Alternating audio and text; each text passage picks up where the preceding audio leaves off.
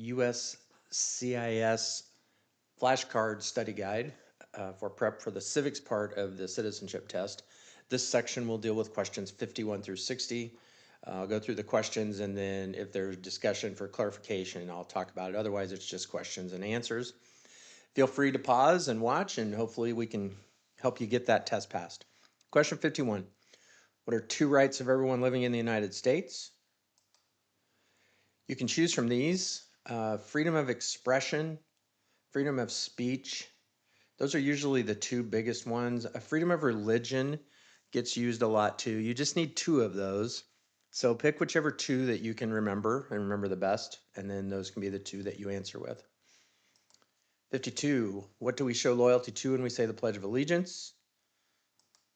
That is the United States or the flag.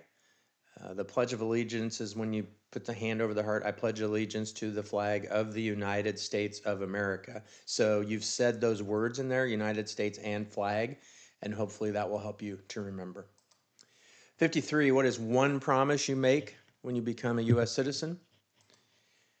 Excuse me, you give up loyalty to other countries, defend the Constitution and the laws, obey the laws. You can see where they are. Pick the one that's the easiest for you to remember. And I think most people can do this one pretty well. How old do citizens have to be to vote for president? That is currently 18 or older when the election happens. What are two ways that Americans can participate in their democracy? You can do any of these two. Vote is the one that's probably the easiest one. Join a political party would be the two that most people do. Vote, excuse me, or join a political party. When is the last day you can send in federal income tax forms? That is April 15th, unless you get some sort of extension. When must all men register for selective service? 18. It's the same as with the with voting.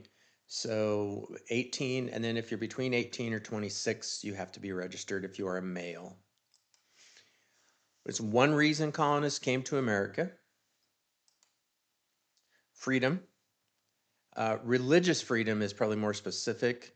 Any of those are fine. You could choose political liberty, religious freedom, economic, yeah. But religious freedom was kind of the main one that the Pilgrims came for. So that would be probably the most acceptable, even though they're all correct.